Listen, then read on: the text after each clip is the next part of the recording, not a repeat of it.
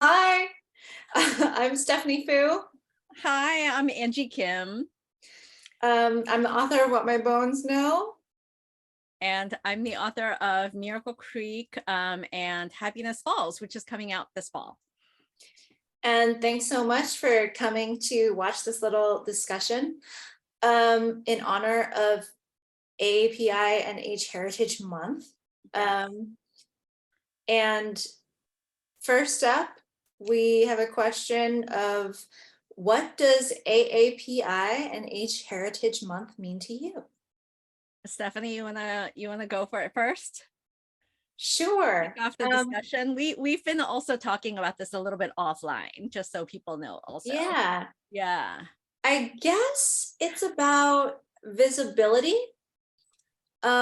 It's I mean, every month is AAPI month to me, Right. but Right. uh, Exactly.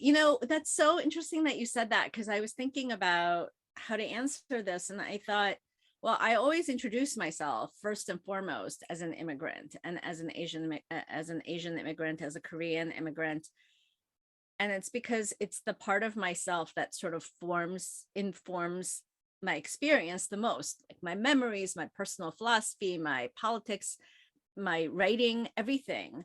And I guess one thing that I love is opportunities like this where we're focusing on that aspect and to be in conversation with other people like you about it.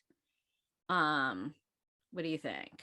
yeah, it's a good opportunity to really center ourselves and to promote our stories to the rest of America. I think the stories, the conversations that are happening, I think, between Asian Americans the rest of the year get to be this time that we get to actually shout out and celebrate that on a larger, wider scale.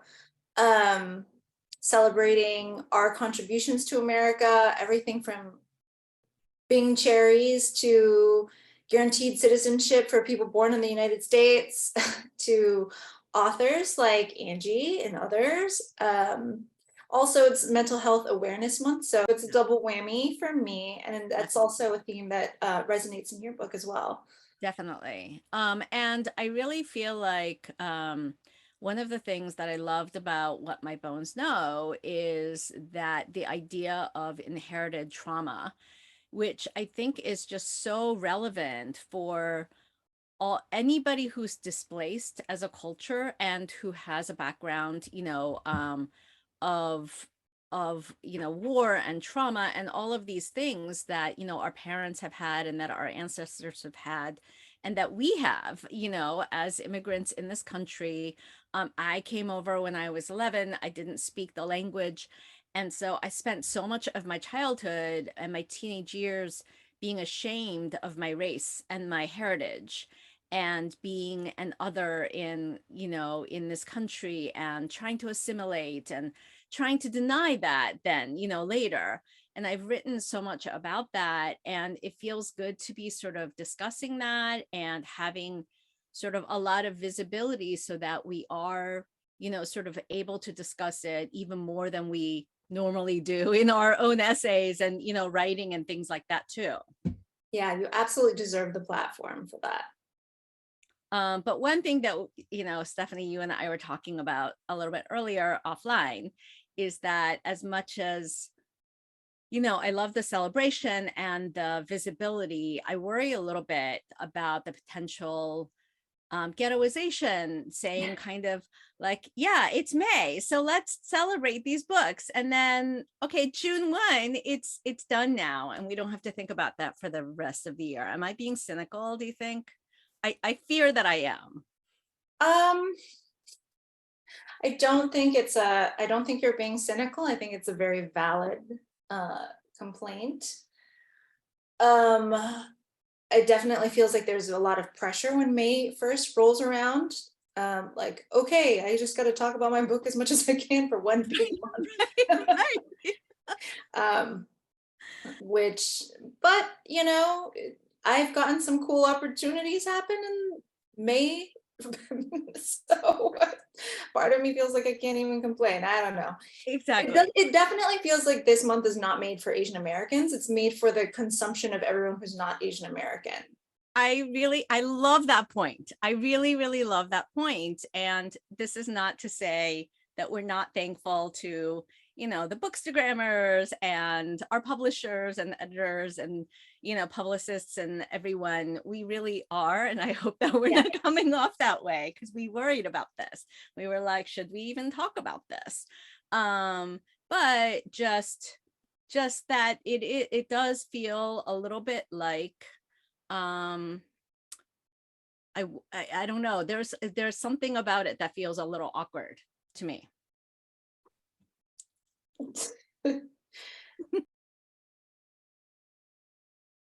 Discussion question number 2: what inspired you to write your book, and are there any AAPI NH authors that have inspired you or served as role models in your writing career?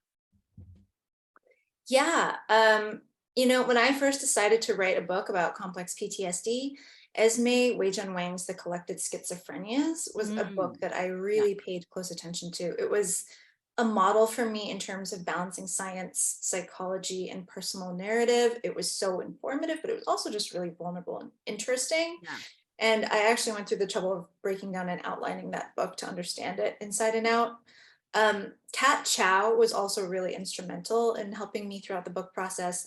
She had just put out her book Seeing Ghosts like 6 months before my book came out, and so she went through all of the processes about cover art and copy editing and everything like 6 months before me.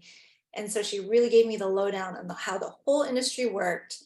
And Seeing Ghosts is incredible, so definitely check it out. It's about losing her mother when she was 13 and learning how to appropriately grieve her within Asian Chinese culture. Yeah. So yeah, what I about you? Well, yeah. Who were And your role? also, can I just say that I love that you outlined the, Esme's book and things like that, because I do that too Oh, for you books that, do? yeah, I love doing that. Like certain books I think serve as models for me. Not just one, but like several different ones. And there are books that for each story or book or essay or whatever it is that I'm writing, I really like to have like as anchors that I return to over and over again.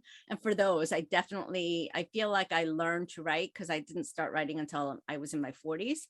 So I Mhm. really learned to write by analyzing other people's books and yeah, like breaking them down scene by scene and doing little index cards for them and trying to figure Cool. out like how they fit together. So I love that you did that because I did that too. So who are you breaking down? What Asian? Okay, so for Miracle Creek, it was different people, but since I'm talking about Happiness Falls, which is coming out in fall, the ones that I read so this one is not Asian American, so he's Asian British, is Kazuo Ishiguro.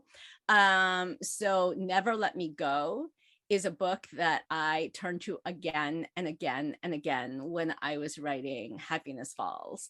And so that's, and Wakey Wang's Chemistry and Joan is Okay are also two other ones that I really, really sort of tried to dissect and tried to figure out like what makes that voice so great and so funny and but just propulsive at the same time. And also like Wakey's New Yorker piece, the short story Omakaze is another one about an Asian American woman's relationship with her boyfriend.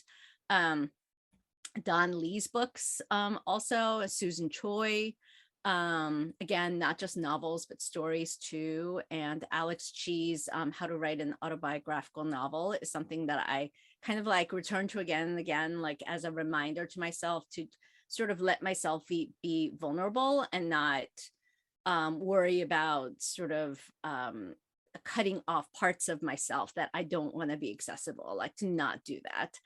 So I think that that's a really great reminder. And so those are some of the people that I turn to again and again. And back to our discussion though about sort of what AAPI month, means to us, and and all of that. One thing that I was thinking about during our long pause was something that Yi Yun Lee, her book of Goose, the book of Goose, which I'm reading right now. When I was reading like reviews and stuff about it, people were asking, she said in some interviews that people were asking why she is kind of writing outside her lane. Like, why is she writing about French girls, in wartime France rather than writing about Chinese girls?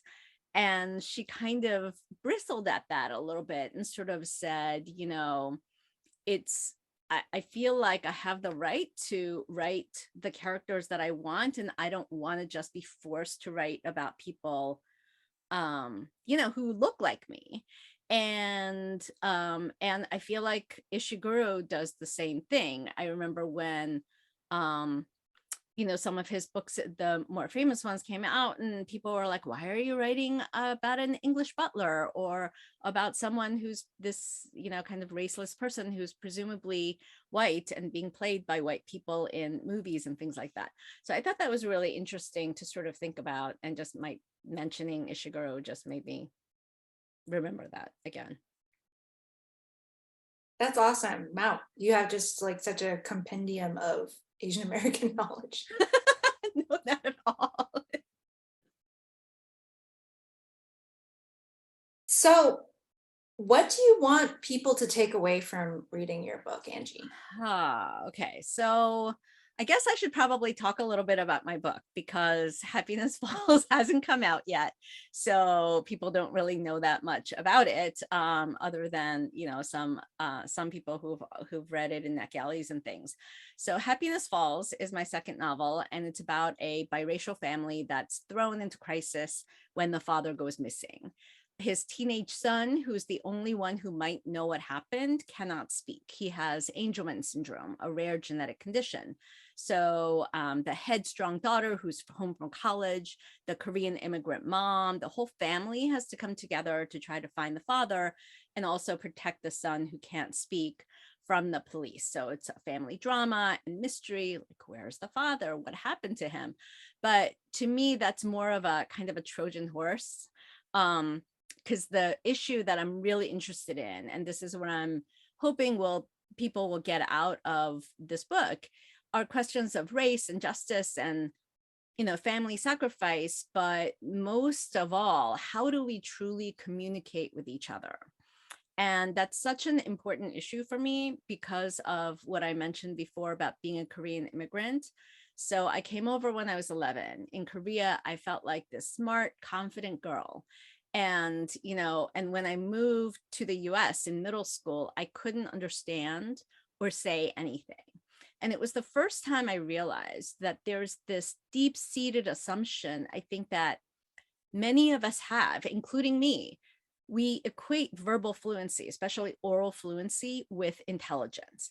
And so I felt stupid and ashamed and less than, and it had a really profound impact on me. And I thought about that a lot as I was reading your book about sort of the continual trauma and of bullying, and the feelings of incompetence and insecurity that experiencing that over a long time can do. Not to say that what I went through is anything like what you went through, but it is something that I thought about a lot. And I work with non-speakers now, and I teach creative writing to teenagers that people all throughout their lives had assumed couldn't understand anything. And now they communicate by spelling, pointing to letters one by one. And it's just so amazing to see this amazing writing coming out of them. And it's kind of made it clear to me, and this is kind of the message of the book that I hope people will get, which is that just because you can't speak,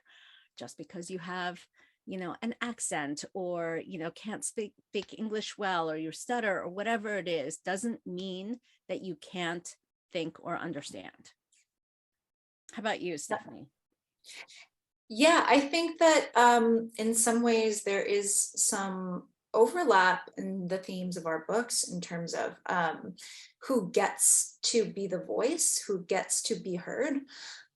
because when I was first diagnosed, there was only literature that was very pathologizing out in the market. Everything that was written about complex PTSD was written by psychiatrists and doctors and scholars. There was no first person narrative of the lived experience of having complex PTSD, which, as somebody who worked at This American Life, at Snap Judgment, I know how important that lived experience is. I understand how it allows us to feel less isolated, less alone, more in community. And so that's really why I wrote this book. That's what I wanted people to take away, um, was to create the antithesis to that. I wanted something that if you had just been diagnosed with complex PTSD, you can read my book and feel like you're getting the baseline of science and psychology of what's going on with you in your brain, as well as a bunch of real solutions to help you out, but all within a story, my story, a personal story from a survivor of hope and healing that has like fart jokes scattered along the way, to make it kind of enjoyable and fun, and like you like, as you said earlier, like you might know me a little bit. Um so yeah, I think I wanted people to take away that there is so much hope to be had, even in the darkest of struggles with complex PTSD.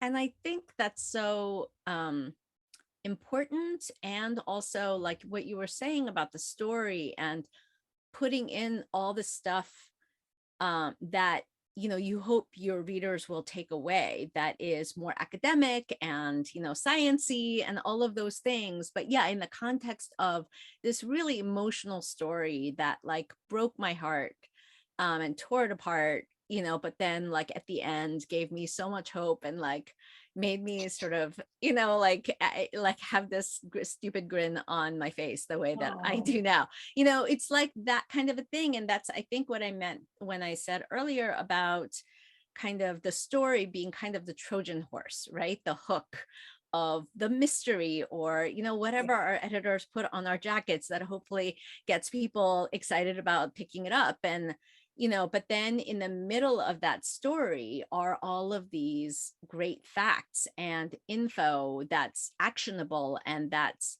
that hopefully will affect people and change their lives, right? Yeah, I always learned in my radio days that if you want to give medicine, you have to have sugar to help the Absolutely. medicine go down. And, Right. your sugar is a very juicy mystery. So, Well, thank you. That's awesome.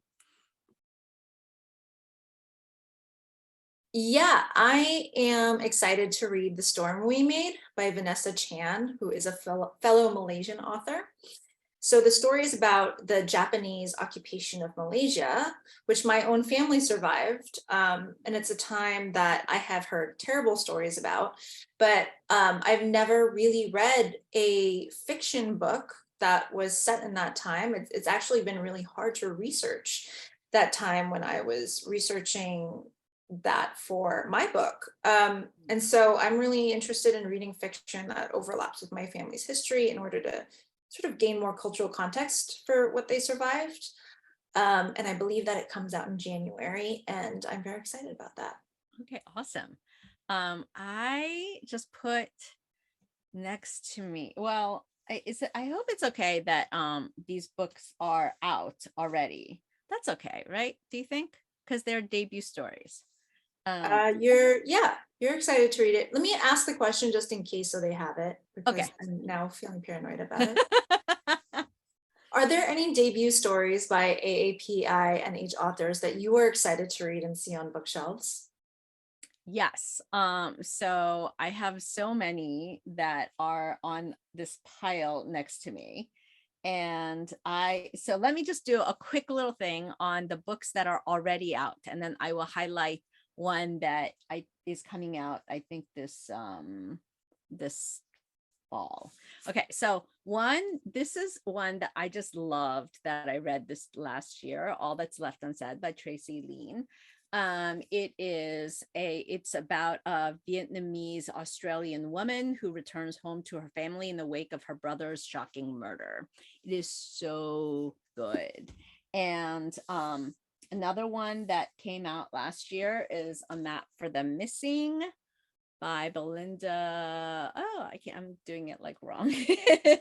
Tang, and it is about a father who has disappeared back in her hometown in China, and she has to and she's an American living here, and so she has to go back home, and it uncovers a lot of secrets and things like that. So I just loved those.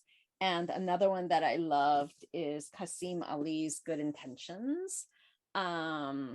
So like, and another one is When We Fell Apart. So I have all of these. Okay, so these were just some of my favorites that I like stacked next to me. But one that I'm really, really excited to read, I just got in the mail. Thank you, Random House, for this awesome book mail. Is called Same Bed, Different Dreams by Ed Park. And I love that the Korean is like right there, like next to each word. But it is this novel that imagines an alternate secret history of Korea and what it leaves on the present. And it's got like assassins and mad poets and slasher films and pop bands and the perils of social media. I'm so excited to read this. So, all right. That's cool. I love that Korean saying too, the same I bed. know. And also, not only that, but like, I mean, the cover is kind of cool, right? Because I mean, it's clear, it makes clear that it's about like an alternate reality. So I love it. Okay, also, if we can sneak in, then if you get to say some that have already come out, I loved House of Sticks by Lee Tran, which is a refugee story about a girl coming to live in New York City from Vietnam, and all of the wild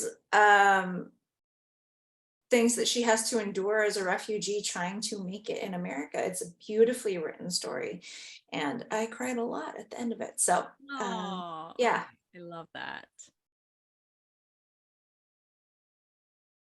thank you so much for this fun conversation today, where we got to shout out so many authors and talk a little bit about our own books. This has been really fun. I know, I love this. I could go on for another really long time.